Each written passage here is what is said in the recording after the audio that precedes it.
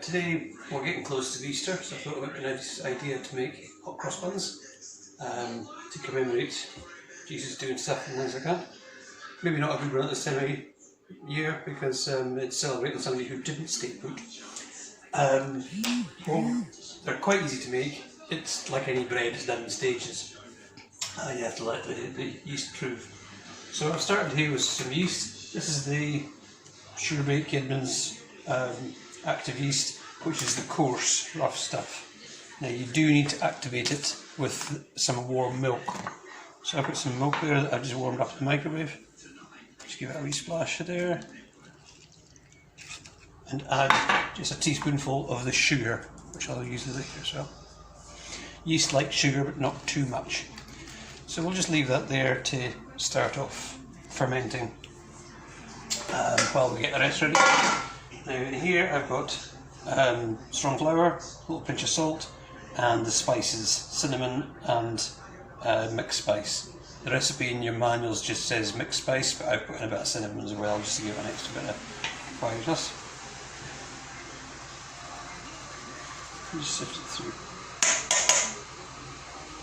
I think with spices it's always a good idea to sift them just to get them blended through the flour, if you don't get lumps of spice. Make a well in the centre, and into that we will add the fruit. Again, the recipe says 50 grams of currants and 50 grams of sultanas.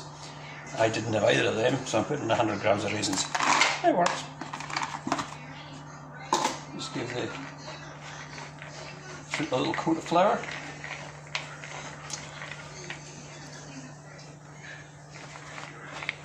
And into that I will then add the the yeast mixture, which is just starting to warm up now.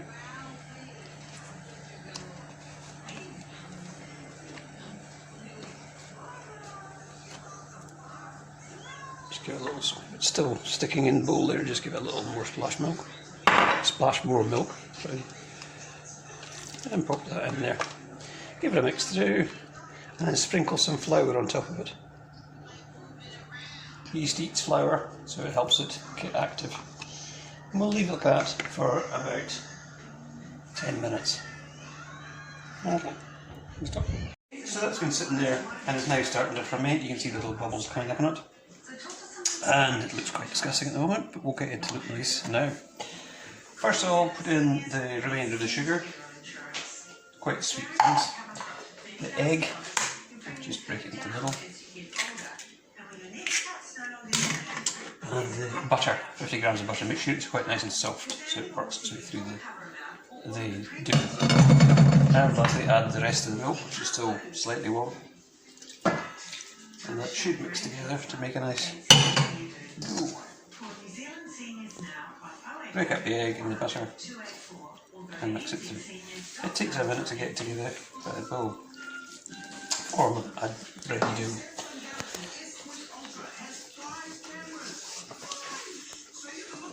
While I'm doing this, I'll tell you the story of when I used to work in Pack and Save in Lower Hutt. I made the pies and sausage rolls and all the things there. It was a good job. And then Easter came and we went into emergency, produce as much hot cross buns as you possibly can for about 2 days. And it was very hard work, very, very busy. People were ripping off them shelves quicker than we could actually make them. So it was a big effort to keep up, and we did a really good job. And hot cross buns have got a very distinct smell, and they're quite sweet and sickly. I really don't like the smell of them. And after a couple of days of producing nothing but hot cross buns, they were rather starting to get to me. So we finally got through them all, and on the last day, the bakery manager said, "When you go on your way out, guys, pick up a little thank you from Pack and Save." What was it? A packet of hot cross buns. I kicked mine all the way home.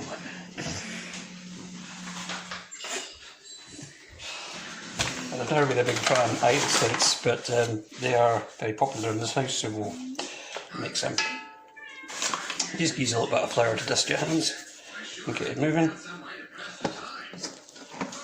And we'll work this into it. So if you haven't got a big bowl like this, just use it straight onto the bench. It's very sticky.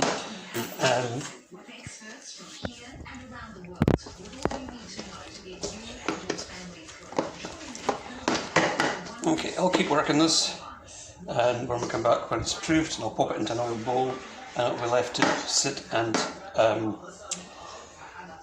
it's proofed till it's doubled in size, and then we can start making stuff with it. But it's easier out of the bowl, just a little dust of flour, or you could use oil.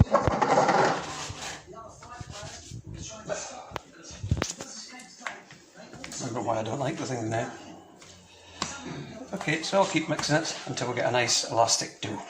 Won't take long. We'll come back. Okay, so that's it. It's a nice elastic dough. You can see a bit of light through it when you stretch it out. And so just to form it into a ball, just lower left turn, and then pop it into a lightly oiled bowl, and I'll cover it and leave it till it doubles in size, which today will take quite a while because it's quite cool. But once it's doubled in size, we'll make it into buns and then bake them. Yeah. Okay, it's now proved quite a bit. You can see it's bubbles of air coming out from it, the yeast bursting off. One thing I forgot to say at the start was that the recipe calls for fresh yeast. I don't have that, obviously, probably most of you won't either. But if you want to use dried yeast in place of fresh, you just divide by 3. So if the recipe is for 30 grams of fresh yeast, use 10 grams of dried or active. So this one was 25, so that's about 8 grams, which is roughly a teaspoon. So go there. Have some flour handy in case you need to dust your hands. And then, as always with bread, you just knock it back with your knuckles to get any big pockets of air out. And then roll it up. Still quite a sticky dough, that's okay. Sweet doughs are usually a little bit stickier.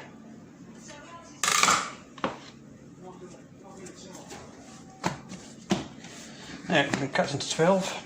Save weighing and measuring everything, just cut it in half. Usually 2 halves, that's a bit, yeah, it's roughly there. And each one into half again, and then into 3s. And you should get approximately that size, that shape.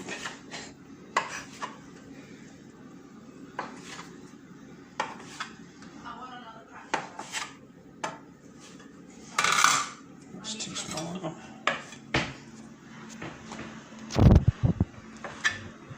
Okay, just so they're all approximately the same size. Give yourself a bit of space and just roll them into balls. Dust your hands rather than the bench because you want to stick to the bench. Now when you put them on the tray, you want them reasonably close together because they're going to go together and form a mat, and that stops them getting crusty. It means they stay quite soft. It's a technique bakers use a lot. Just have them sitting on the tray quite close together, and then it stops a heavy crust forming. So roll them once. Just get them roughly into shape. It's sticky. Roughly into shape, and the first turning. Let them just sit for a minute, and then we'll roll them to the nice round shape once they've been rested for a second. So always try doing 2 rows rather than 1, so that's come up nice and smooth. Quickly shape them.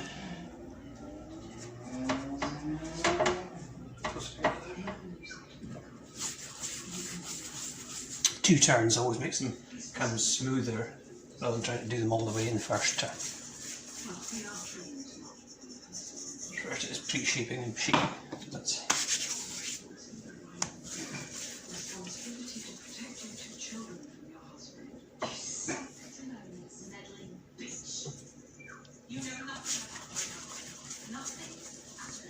okay, so they're taking a while to prove today because it's quite cool outside and don't have a prover. That's quite a good thing. Slow proving gives you more flavour. Obviously it's not economical to have bread sitting about proving all day slowly, So bakers use proofers to get it done quickly. It does give you that bit more flavour. So I'll leave them to double in size again, and then we'll get the crosses made and bake them. Okay, so they've proved up. They're now just starting to touch each other, which is what you want. That one's a bit big, the rest of them are fine. So this is the mixture you put on for crosses. In there's flour, corn flour, baking powder and a little pinch of salt, and you just add some milk and mix it. You want it to be a pipeable consistency. It's about 30 to 50 mils.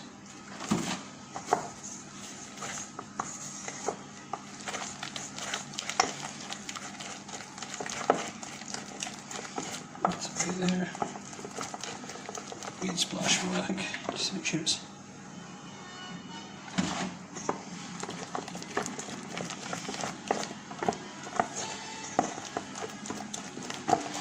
One thing I forgot to do was to get piping bags. Don't have one of those, so I'm going to attempt it just using a plastic bag.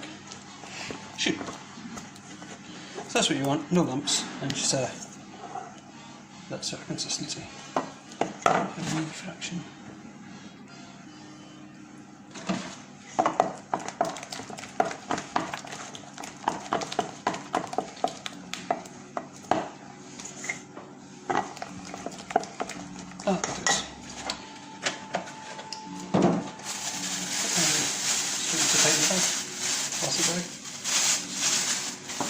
It's a food bag, so it's clean enough.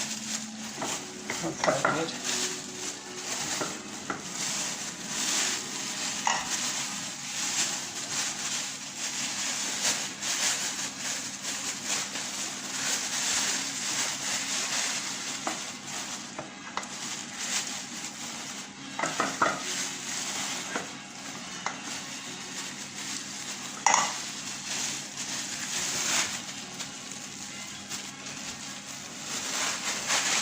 It's one corner, that's up with the whole to start with. And just squeeze it all down into one little corner. It's great when you can come up with improvising at home when you realise you run out of something and you can't be bothered going to the shops. So I just snip the corner off. You might need a knife because these scissors are a bit rubbish. No, so the reason we do crosses is because satanic symbols are very fiddly. So just straight across. Don't worry about trimming down the edges.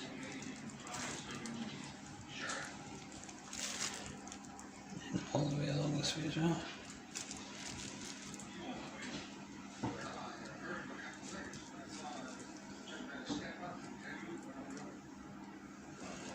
Just realise I missed a bit there. And we'll put them straight in the oven. Do the old trick of steaming up the oven slightly. Put a little water. Use on your hands. Cleans up the oven as well. Let it steam it up. And they can go in.